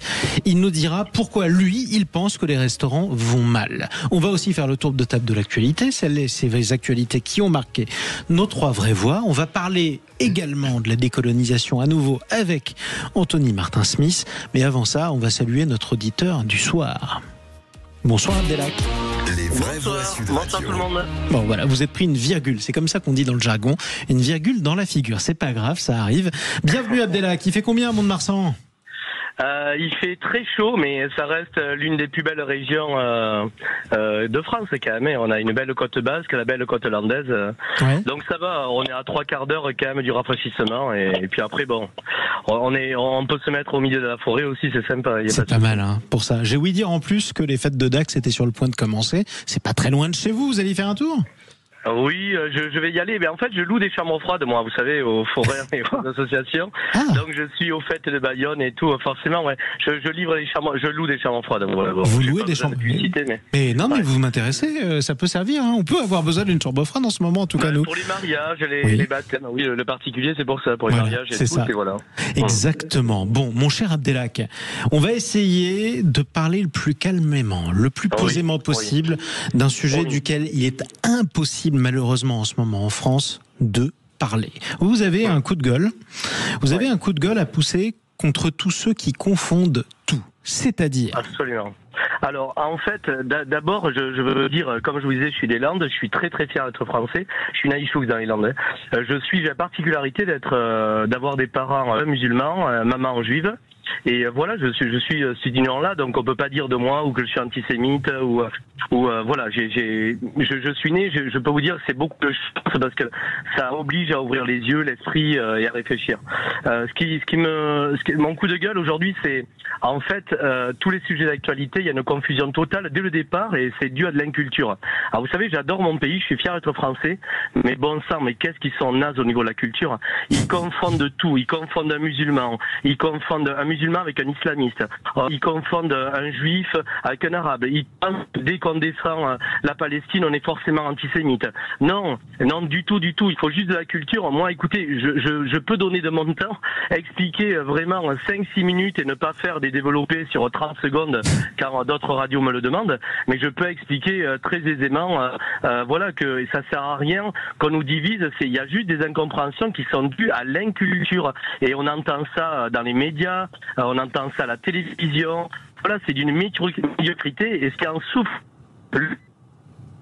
Alors, je laisse volontairement la connexion se dégrader parce que je voudrais surtout pas qu'on pense qu'on vous coupe le micro alors qu'on parle d'un sujet aussi tendu. Est-ce que vous pouvez vous rapprocher de votre fenêtre, mon cher Abdelak ? Tout simplement. Ou alors sortir de votre chambre froide. Oh non, mais si on a eu la même blague que moi, c'est pas possible. Abdelak, est-ce on vous a retrouvé ou pas ? On va essayer de vous rappeler quand même. Oui. Je suis là. Vous êtes sorti de votre chambre froide, Abdelak. Voilà, on a fait la même blague à deux. Et je vais vous dire, je suis dans le camion. Et j'ai été, pour pas faire de bruit, vous dire que je souffre pour Sud Radio aujourd'hui, il n'y a pas de souci. Donc, bon, mais c'est sympa. Avec grand plaisir, c'est une des rares radios libres, franchement. Mais écoutez, en tout cas, on essaie toujours de vous donner la liberté. Vous, ce que vous voulez, en tout cas, c'est qu'on essaye de parler un peu plus calmement, un peu plus longuement, y compris de la guerre qui se déroule en ce moment à Gaza, quitte à ce qu'on ne soit pas d'accord, qu'on en parle calmement et poliment. C'est bien ce que vous voulez. Absolument, voilà, il faut pas confondre les choses. Aujourd'hui, qu'est-ce que c'est le résultat? Si on a des gens qui sont en train de mourir et qu'on a faim, il n'y a aucun être humain qui a le droit à ça, à qui on doit mettre ça. Qu'on soit croyant, pas croyant, qu'on soit athée, qu'on soit homosexuel, hétéro, tout ce qu'on veut. Là, il y a des humains. On doit discuter de ça. On doit oublier tout. En plus, c'est que des idioties, c'est que des combats entre des fascistes. C'est Netanyahou, c'est l'extrême droite, et l'autre côté, le Hamas, c'est l'extrême droite aussi. Donc, on est en train d'assister à un carnage qui a démarré avec des fachos qui ont allumé le feu, des psychopathes d'un côté comme de l'autre, alors que les juifs, tous les jours, près de 100 000 personnes en Israël qui sont en train de lutter contre l'extrême droite pour que ça s'arrête, qui sont contre les massacres qui se passent, mais on ne le dit pas assez dans les médias. Bien sûr que les juifs ne sont pas pour ça, mais il ne faut pas confondre un gouvernement d'un pays, le gouvernement de Netanyahou, et les juifs, ça n'a rien à voir. Comme on ne doit pas confondre les terroristes du Hamas et le peuple palestinien, ça n'a rien à voir. Donc on doit, c'est ça, il faut poser les choses, comme vous dites, calmement et tout, mais il y a une incompréhension, si vous voulez, qui est sidérante. Et quand je regarde les réseaux sociaux et tout, je me suis dit, waouh, mais qu'est-ce qu'on a comme données en fait? Il y a des gens qui comprennent rien à rien. C'est des ça nous arrive d'en croiser, effectivement. Si vous le permettez, et alors juste à titre personnel, quelles que soient d'ailleurs mes opinions personnelles, je ne mettrai pas moi sur le même plan, quoi que je pense du Premier ministre israélien ou de sa politique, Benjamin Netanyahou et le Hamas. Ça n'enlève rien à ce qu'on pourrait penser de ce qu'il est en train de faire, mais c'est pas la même chose tout à fait. Au-delà de ça, ça me fait plaisir quand même d'entendre quelqu'un en parler calmement et qu'on puisse en parler aussi posément. Joseph Touvenel. Alors, Abdelhak a raison sur un point, c'est ne pas confondre et ne pas mélanger. Un musulman n'est pas forcément un islamiste. Voilà. Et encore moins un terroriste. Mais alors qu'un islamiste ne soit pas forcément un terroriste, ça j'aurais, parce qu'il y a le terrorisme intellectuel aussi. C'est-à-dire vouloir imposer des règles à d'autres. Joseph. Sans leur avis. J'ai une amie musulmane qui fait d'ailleurs le ramadan, ce que j'admire, parce que moi en tant que catho, déjà le vendredi saint, pas manger c'est dur, qui a été obligée de déménager parce que elle se faisait cracher dessus, insulter, parce que sa tenue ne plaisait pas au nouveau chef du quartier. C'est ça. Ça, c'est une réalité en France. Alors ça, c'était en France, c'était pas à Gaza ou en Israël. Donc, faut pas la nier. La deuxième chose, sur le conflit israélo-palestinien, n'oublions pas que le 7 octobre a été quelque chose, une abomination, fait par le Hamas et par des Palestiniens. J'ai vu un film qui n'est même pas diffusé, même pas aux soldats de Tzahal, parce que ça les rendrait fous. Vous n'imaginez pas les horreurs. Quand on voit ce qui a été diffusé par le Hamas, c'est-à-dire ce gars décharné qui creuse sa tombe, c'était la vidéo de l'otage qui a été absolument diffusée. C'est une déshumanisation complète. Ça ne veut pas dire que tous les Palestiniens sont du Hamas. Par contre, tous les Palestiniens sont sous la mainmise du Hamas. Ils sont en dictature. En tout cas, sur Gaza. Sur Gaza, oui, je parle bien de Gaza. Du côté israélien, on voit d'ailleurs que Netanyahou fait une politique. En interne, il y a des gens qui sont contre, il y a des manifestations massives contre. Ça veut dire que Israël est une démocratie. Et ce n'est pas la même chose avec ce qui se passe à Gaza, qui est sous la dictature d'un mouvement terroriste. Jean-Luc Benamias. Absolument. Oui, alors je voulais vous répondre. Je voulais juste que Jean-Luc Benamias puisse aussi donner son avis, comme on donne la parole à toutes les vraies voix. Je veux bien que l'auditeur avec lequel je suis entièrement d'accord sur la façon dont il a pris la parole et dont il a exprimé un certain nombre de choses par rapport à ce conflit qui est absolument abominable, notamment par rapport aux gens, par rapport aux citoyens israéliens et par rapport aux citoyens palestiniens, et notamment ceux qui essayent encore d'habiter à Gaza. Donc, désolé, encore une fois, mais le gouvernement israélien est un gouvernement qui, et ça se voit tous les jours, malheureusement d'ailleurs, j'allais dire malheureusement, et c'est heureusement, en Israël, un certain nombre de citoyens israéliens commencent à protester, ceux notamment qui ont fait des otages et dont le gouvernement israélien se fout complètement de ces otages, et ceux qui manifestent pour dire on arrête, on ne gagnera pas, personne ne gagnera pas dans cette histoire. Mais le plus important pour moi, c'est bien ce qui se passe à Gaza. C'est la famine. C'est la famine. Et à ce niveau-là, quels que soient les terroristes du Hamas, qui sont pour moi évidemment, l'auditeur l'a dit, des vrais fascistes, mais quels que soient ces fascistes du Hamas, on ne peut pas laisser la population de Gaza. La population de Gaza est en train de disparaître. Bon, on en reparlera, quoi qu'il en soit, une autre fois aussi sur Sud Radio, parce que malheureusement, ce qui se passe n'est pas prêt de se terminer. Cette guerre, qui est absolument épouvantable, n'est pas prêt de se terminer aussi. On parlera aussi du sort des otages, bien entendu. Non, malheureusement, on ne pourra pas. Je voudrais pas, surtout, amputer votre temps de parole ultérieur, mon cher Jean-Luc Benamias. C'est pour ça. Abdelhak, j'aimerais vous remercier. J'aimerais revenir quand vous voudrez en tout cas. Mais écoutez, vous serez toujours le bienvenu au 0826 au 300. moins pour expliquer au nom des humains, s'il vous plaît. Merci beaucoup. Écoutez, merci à vous. À bientôt. Et puis, restez bien dans votre chambre froide, quand même. Surtout ne perdez pas la clé. Par contre, ce serait dommage. Quoi qu'il en soit, on se retrouve dans un instant. Le coup de cœur d'Anthony Martin-Smith, le tour de table de l'actualité des vraies voix. Et avant ça, Félix Mathieu qui va nous emmener dans la mer de glace. Les vraies voix Sud Radio, 17h-19h, Jean-Marie Bordry. Les vraies voix sur Sud Radio à 18h21. Dans une petite demi-heure, le coup de projecteur des vraies voix. Est-ce que les Français boudent la gastronomie? Pourquoi ils ne vont plus au restaurant? Tiens, venez témoigner au 0826 300 300, que vous soyez restaurateur ou client ou quelqu'un qui boude les restaurants traditionnels. On vous donne la parole sur Sud Radio. Mais avant ça, l'info en plus. Les vraies voix Sud Radio. L'info en plus avec Félix Mathieu qui ouvre tranquillement son micro. Félix, vous nous emmenez dans la mer de glace. Oui, direction le Mont Blanc, la mer de glace qui fond à vue d'œil en ce moment, alors que 5 départements de la vallée du Rhône sont toujours en vigilance rouge canicule aujourd'hui. Eh bien oui, cette vague de chaleur a des effets impressionnants, particulièrement en haute montagne sur les glaciers. On sait qu'ils sont déjà profondément altérés d'habitude par le réchauffement climatique. Mais là, en ce moment, c'est un rythme qui laisse songeur. Pour en parler, nous sommes en ligne avec Ludovic Ravanel, qui est géomorphologue, c'est-à-dire spécialiste de l'évolution des paysages, directeur de recherche CNRS aussi et guide de haute montagne. Bonsoir Ludovic Ravanel. Bonsoir. Et bienvenue sur Sud Radio. Vous avez un magnifique métier. En plus, c'est formidable. Et vous constatez en ce moment une fonte de plusieurs centimètres par jour sur ce glacier, la mer de glace. Oui, la mer de glace, c'est le plus grand glacier des Alpes françaises. C'est un glacier qui fait presque 11 km de long. Et il a la particularité de naître assez haut en altitude, avec un large bassin glaciaire qu'on appelle le bassin du Géant. Et comme il a un grand bassin d'alimentation, eh bien, c'est un glacier qui descend encore assez bas, jusque vers 1600 mètres d'altitude. Et on imagine bien qu'en conditions caniculaires comme en ce moment, ça fond beaucoup très vite. De quoi vraiment transformer le paysage en une seule vague de canicule, même en une journée.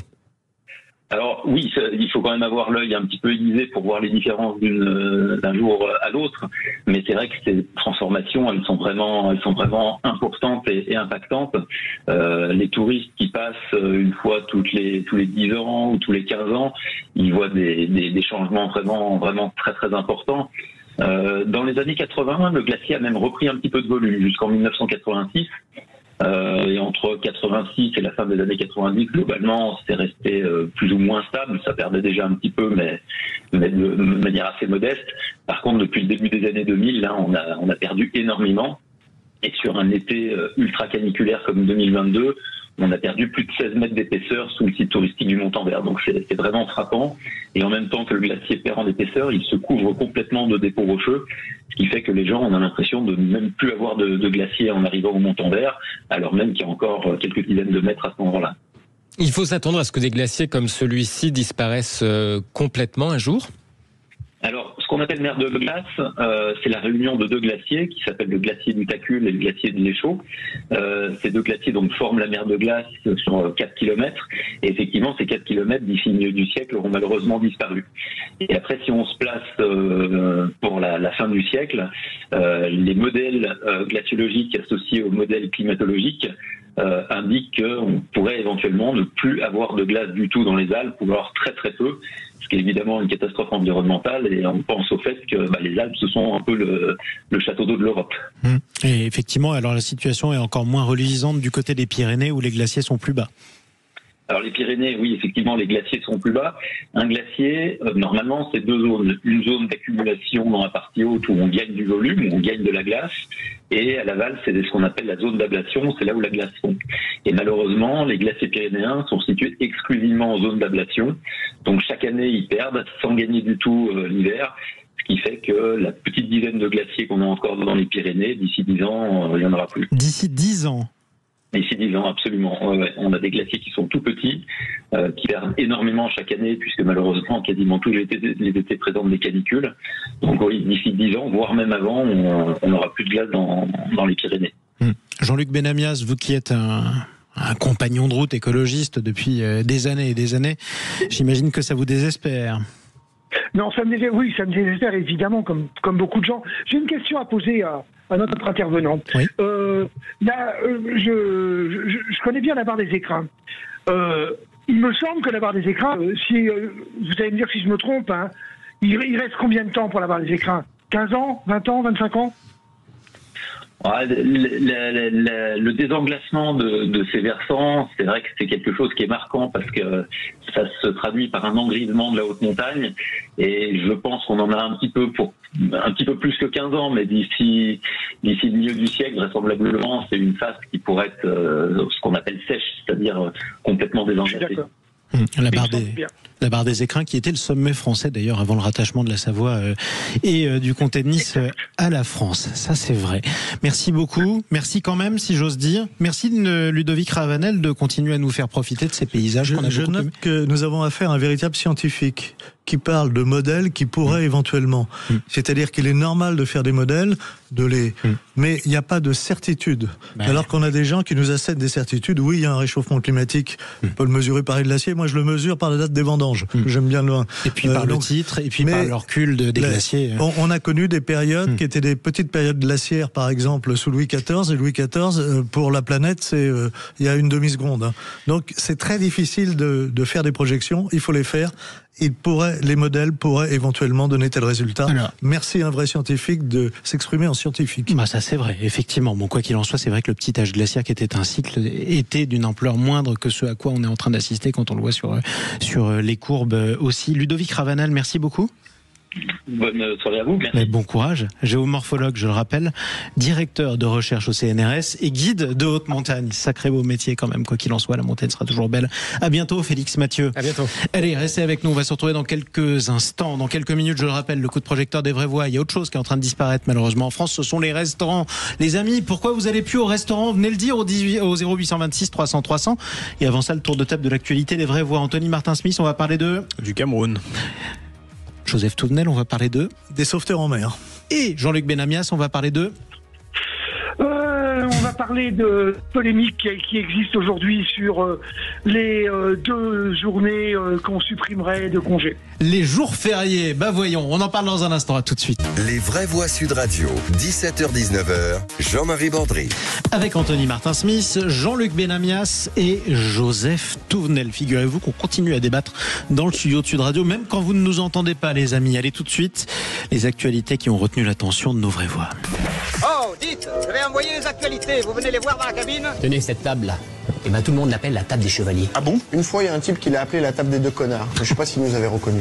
Le tour de table. De l'actualité. Alors, nous, on n'est pas 2 de toute façon, on est beaucoup plus nombreux que ça autour de la table. Ça pourra pas être nous. L'actualité, c'est notamment ce débat qui promet d'être explosif à la rentrée, à la fin des vacances, sur les jours fériés. Jean-Luc Benamias, vous aviez un coup de gueule à faire passer? Oui, on peut parler des jours fériés, mais on ne peut pas dire des conneries et du baratin. J'ai regardé sur l'ensemble des 27 pays européens. La France n'est pas du tout en tête des jours fériés, mais pas du tout. On est 10e, 12e, 13e. Alors, déjà, le premier coup de gueule, c'est comment enlever le 15 août, comment enlever le 10 mai. Déjà, c'est très étonnant. Mais deuxièmement, c'est dire travailler les gens, vous allez taper. C'est complètement sidérant. Voilà. C'est surtout le fait de penser que tout ça serait fait au nom d'une égalité au niveau des pays européens, c'est pas vrai. Alors, déjà, vous disiez qu'on n'était pas ceux qui avaient le plus de jours fériés en Europe. C'est vrai, c'est l'Espagne, la championne. Elle a 14 jours fériés contre nous, 11 précisément. Voilà pour ça. Et ensuite, on reviendra sur... Ce qui est en dessous la moyenne européenne. Ce qui est en dessous la moyenne européenne, c'est 12,7 jours fériés. Joseph Touvenel appartient à un syndicat qui s'est toujours battu contre la suppression des jours fériés, y compris le lundi de Pentecôte. Pourtant, surtout le lundi de Pentecôte. Ouais. Pourquoi ? Parce que la Pentecôte, c'est 3 jours qui permettaient depuis le Moyen-Âge à des tas de Français. C'est les grands pèlerinages. Vous avez le pèlerinage de Chartres pour les cathos, vous avez le pèlerinage à la Roche de Solutré pour les socialistes, vous avez le pèlerinage à Nîmes pour les aficionados, vous avez le pèlerinage au château de Presles pour ceux de lutte ouvrière. Vous voyez, c'est la période des grands pèlerinages. Ça s'appelle la récupération politique, ça, pardon. Hein, quand un catholique essaie de récupérer des trotskistes et des socialistes pour dire qu'il ne faut pas toucher à son jour férié. Les trotskistes châtelains, parce que c'est au château de Presles qui leur appartient. Non, mais ça veut dire que ce sont des moments privilégiés pour faire du lien social, ce dont on a besoin. Est-ce que vous alliez dans ce château, vous, quand vous étiez un jeune militant, Jean-Luc Benamias? Il m'est arrivé d'aller dans ce château, mais comme c'est après, comme maintenant j'habite à Marseille, j'y vais moins souvent. Oui, donc c'est pour des raisons géographiques que vous n'y allez plus, c'est bien ça? Je vais à la fête de l'UMA le 13, 14 et 15 septembre. Anthony Martin-Smith, un mot sur les jours fériés, vous en avez déjà débattu cette semaine, évidemment. On en a débattu, effectivement, et je suis toujours contre la suppression de ces jours fériés, surtout quand on a un gouvernement qui ne s'attaque pas à son train de vie dispendieux, et donc qu'il commence par cela, et après ils pourront peut-être tout demander de faire des efforts. Bon, bah écoutez, vous leur demanderez d'aller nourrir leurs poules. Peut-être quand même quelque chose sur une fausse idée, parce que l'argument c'est de dire les Français travaillent moins que les autres. C'est faux. C'est faux quand on prend les Français qui travaillent. C'est vrai quand on prend l'ensemble des Français en âge de travailler, parce qu'on a tellement de chômeurs que la statistique pèse. Je vais vous donner juste retraités. Sur l'année, puisqu'on nous dit sur l'année. Sur l'année, les Français en emploi travaillent 1494 heures. Les Allemands, 1340. Ça s'appelle moins. Les Pays-Bas, 1450. Ça s'appelle moins. Et si je prends à la semaine, un Français par semaine travaille près de 37 heures, 36,9 heures. Un Allemand, 35,8, c'est moins. Pays-Bas, 32 heures, c'est moins. Et mes chiffres, c'est Eurostat et l'OCDE. Après, Joseph, vos chiffres sont intéressants parce que la question n'est pas est-ce qu'on travaille plus ou moins, mais est-ce qu'on travaille mieux ou moins bien? Alors, ceux qui travaillent le plus longtemps, c'est par exemple les Grecs, qui travaillent 1882 heures sur l'année. Mais je ne veux pas que l'état de l'économie française soit dans l'état de l'économie grecque, c'est-à-dire que vous avez raison, il faut voir la quantité et la productivité, c'est la qualité du travail. Et si on ne veut pas se retrouver comme la Grèce, il faut peut-être éviter de faire faillite comme la Grèce il y a quelques années. Hein. Nous avons besoin, vous voyez, avec Jean-Luc Benamias, on avait point d'accord, nous avons besoin de temps collectif pour la vie familiale, personnelle, associative et spirituelle, parce que nous ne sommes ni des machines ni des objets, mais des êtres humains. Bon, écoutez, on a réussi à réconcilier le goupillon et la faucille et le marteau, en quelque sorte, si je caricature grossièrement. Jean-Luc Benamias? Non, mais avec Joseph, on se connaît, on était au César ensemble, un conseil économique, social et environnemental. Ah, bah voilà un truc auquel il faudrait s'attaquer, apparemment. Ma place était juste devant la sienne quand on est en rang dans la assemblée. Non, clairement, quand on parle productivité, si on regarde bien les chiffres, effectivement, pour ceux qui travaillent en France, la productivité est une des plus importantes d'Europe. Allez, place à un autre sujet qui a retenu l'attention d'une autre vraie voix. C'est un sujet passionnel, évidemment. Il s'agit d'un sujet mémoriel. Anthony Martin-Smith. Effectivement, 1945-1971.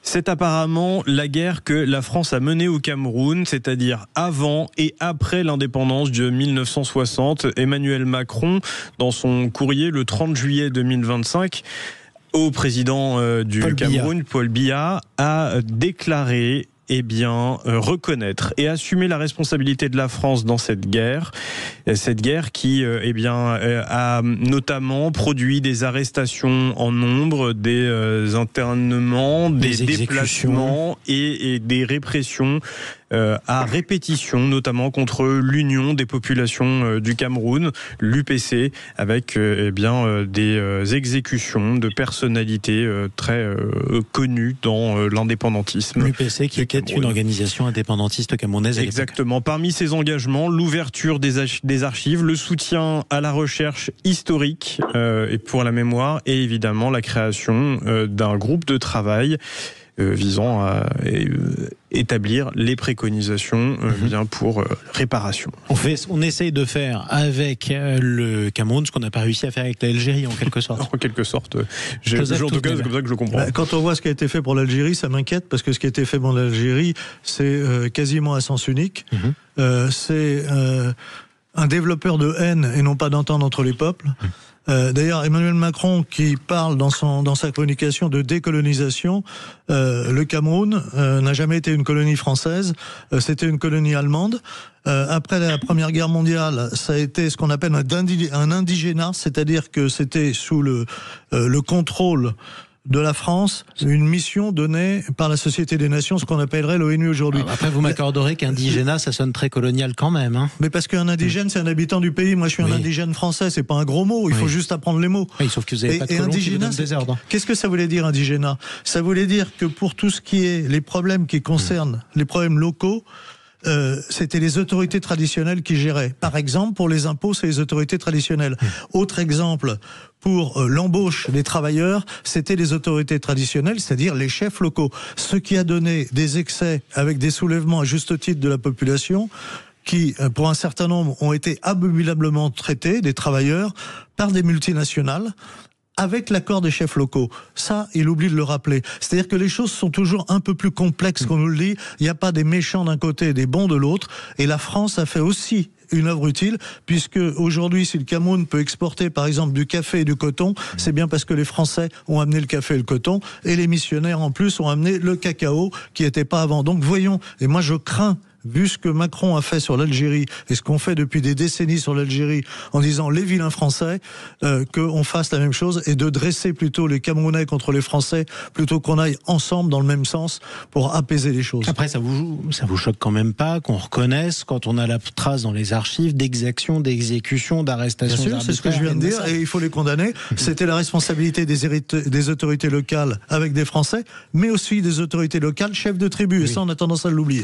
Moi, ce qui me fait ce qui me fait peur dans ce genre de reconnaissance, c'est les profiteurs de guerre qui vont s'introduire dans ces trous.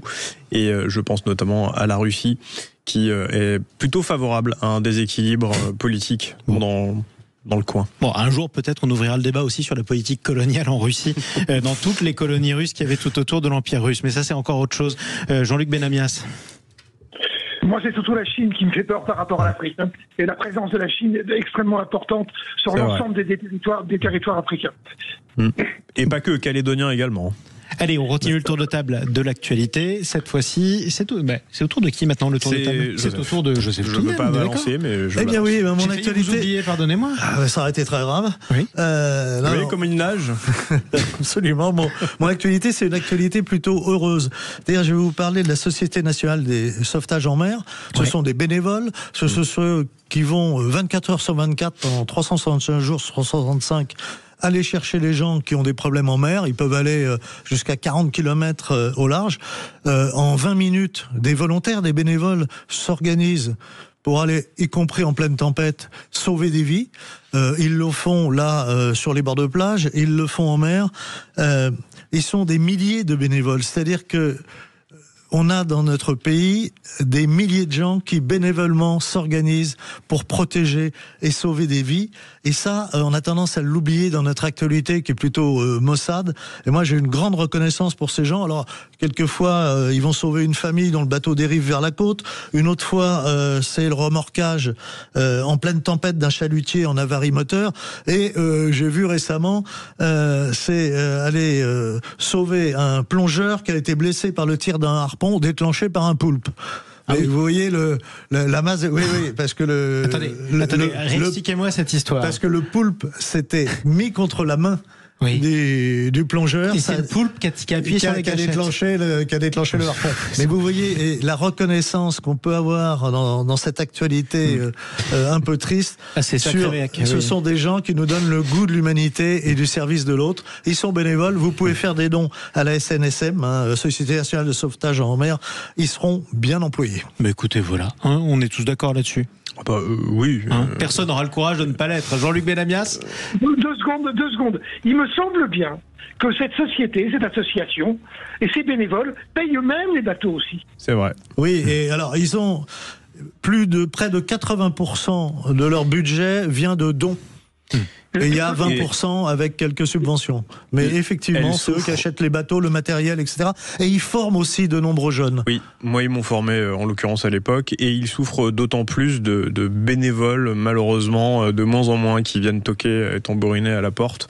Et donc, sachez que être sauveteur en mer, c'est aussi une très belle vocation. La solidarité des gens de la mer, il fallait en parler ce soir. Vous avez eu raison, Joseph. Sur l'ensemble du territoire français, jusqu'en Nouvelle-Calédonie, ils sont. Exactement. sur les 7 mers, même on pourrait dire. Allez, restez avec nous, on va se retrouver dans un instant. Retour au plancher des vaches et à nos restaurants qui disparaissent. Pourquoi les Français boudent leur gastronomie? On en parle avec notre invité de prestige ce soir sur Sud Radio, Thierry Marx. À tout de suite.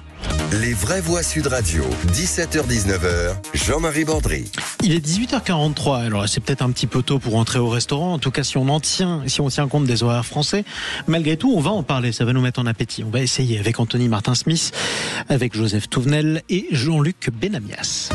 Les vraies voix Sud Radio, le coup de projecteur des vraies voix. Coup de projecteur sur nos restaurants qui ferment malheureusement plusieurs dizaines par jour en ce moment. Une fréquentation qui baisse cet été en moyenne de 15 à 20% par rapport à l'année dernière.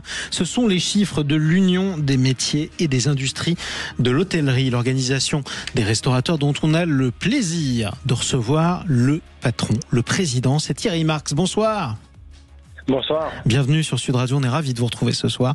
Vous êtes évidemment un grand chef étoilé, bien entendu, on vous présente plus. Président donc de l'UMI, mais en ce moment vous êtes très inquiet, vos collègues ferment, ils mettent la clé sous la porte. Les Français boudent la restauration, ils vont plus facilement d'ailleurs dans les restaurants de fast-food. Est-ce que ça veut dire aussi que ce sont les Français qui boudent leur gastronomie? Vous, c'est ce que vous pensez, Thierry Marx?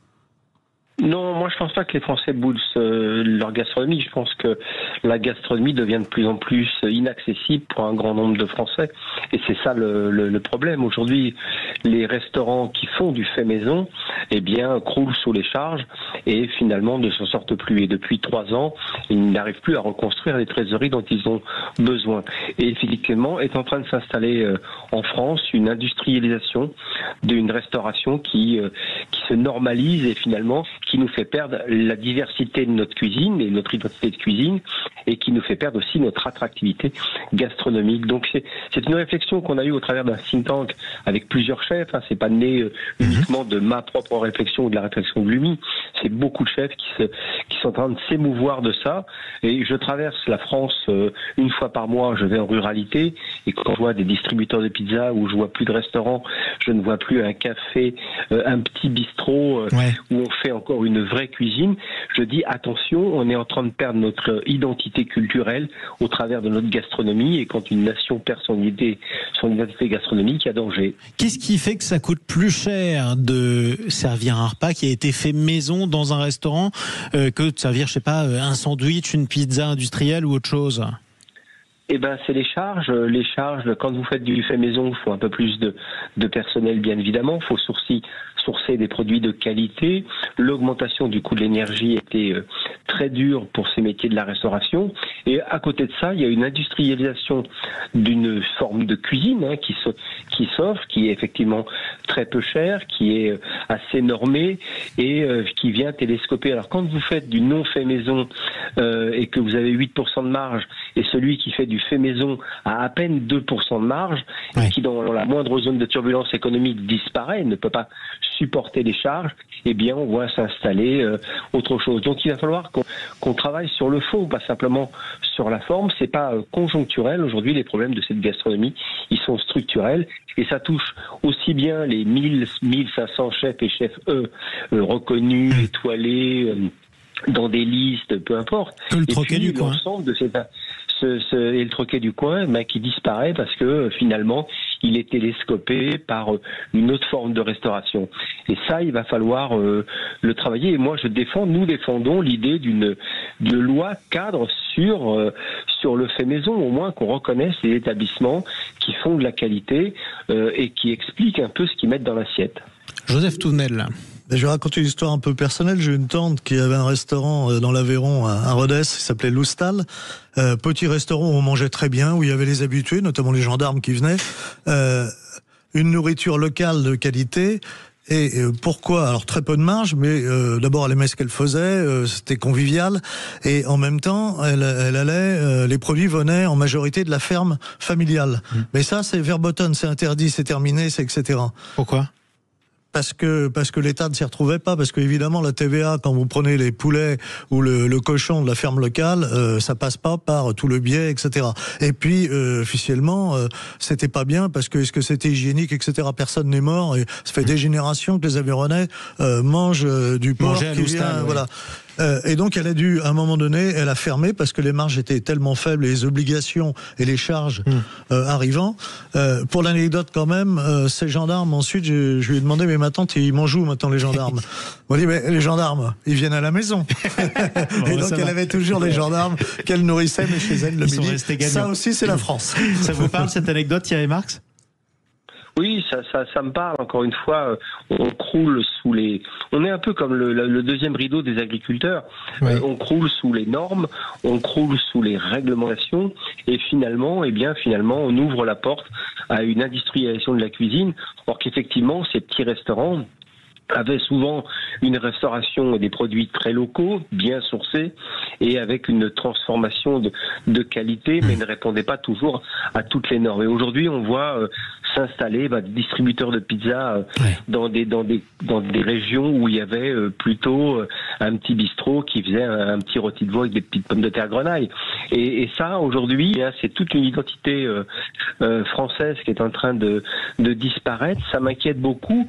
À un moment donné où on a rencontré les différents ministres, notamment la ministre du Tourisme, pour une fois qu'on a eu une ministre du Tourisme, il faut en profiter, et d'évoquer avec elle ce sujet de l'attractivité de la France, parce qu'on a toujours l'impression que la France est extrêmement attractive, mais aujourd'hui on a une vraie concurrence, une concurrence de l'Espagne, une concurrence de l'Italie, une concurrence du Maroc, qui propose aussi des gastronomies diverses et variées, avec beaucoup moins de charges et des gens qui s'en sortent le mieux. Donc le temps de séjour en France se diminue, et on voit bien que quand on parce que le restaurant coûte plus cher en France qu'en Italie, par exemple, enfin souvent. Exactement, parce qu'on a des charges qui sont beaucoup trop lourdes. Ouais.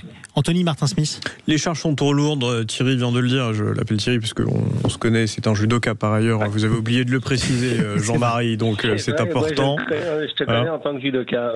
Et on a le même préparateur physique par ailleurs, que je salue, Vincent Limard. Exactement. Ce que je veux dire, c'est que effectivement, le doigt, il est pointé au bon endroit, les charges. Et c'est pas les syndicalistes autour de la table qui, pour une fois, vont me contredire.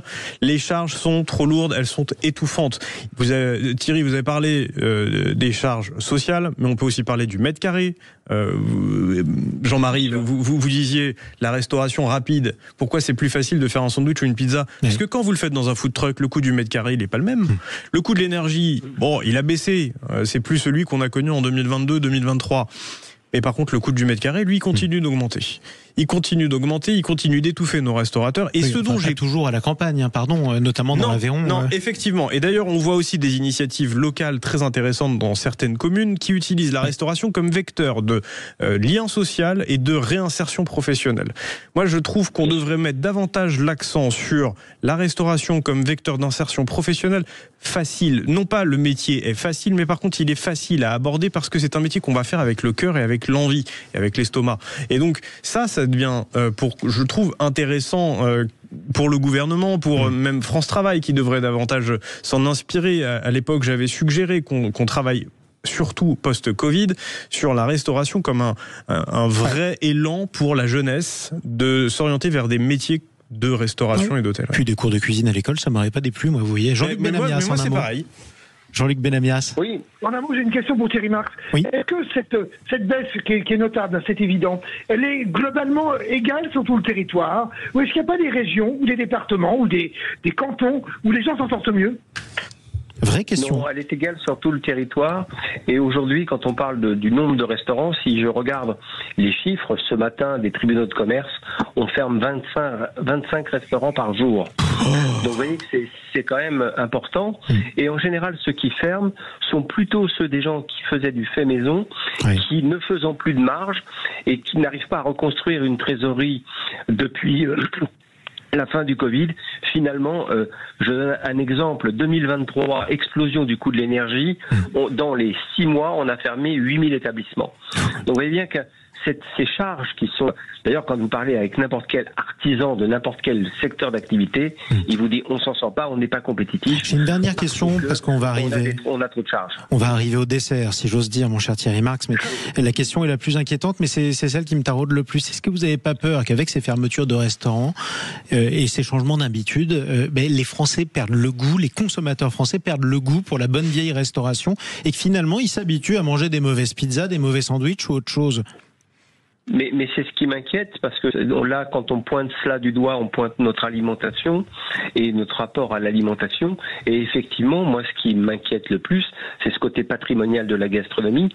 Et quand une nation, quand un peuple, finalement, perd ses repères en termes de gastronomie, eh bien, il perd tout un tas d'autres repères qui, moi, me paraissent inquiétants quand on veut vivre ensemble. Surtout quand ce peuple-là se met à perdre ce repère-là, parce que s'il y en a un qui nous définit, c'est quand même la bouffe. Pardon, excusez-moi de le dire vulgairement. Exactement. Thierry Marx, merci beaucoup d'avoir pris la parole ce soir. Merci à vous de m'avoir accueilli, amitié à tous. Amitié à vous aussi. Vous serez toujours le bienvenu d'ailleurs. Tous ceux qui aiment d'ailleurs la gastronomie, le terroir, les produits du terroir peuvent retrouver notre ami Vincent Ferniaud chaque dimanche, même en été en rediffusion. Il y a toujours des bonnes recettes. C'est Ferniaud fait le marché de 10h à 11h. Merci à vous, cher Vrévois. Joseph Touvenel, à bientôt. Eh ben merci, à très bientôt. Et ne critiquez pas les kebabs parce que c'est un Français qui nous l'a ramené. C'est Brandon de la Brocaire au 15e siècle qui a ramené le kebab en France. Vous voyez, c'est pas. Et quand bien même, ça date pas d'hier. Quand bien même ça n'aurait pas été un Français, je l'aurais pas critiqué parce que j'aime le kebab, moi, pour le coup. Jean-Luc Benamias, à bientôt. Bon appétit. Exactement. Et évidemment, bon appétit à Anthony Martin-Smith. Allez, on a parlé de nos restaurateurs. Il y en a d'autres qu'il faut aider parce que aussi, ils font le paysage en France. Ce sont nos commerces. On les retrouve avec Jean-François Aquili tout de suite.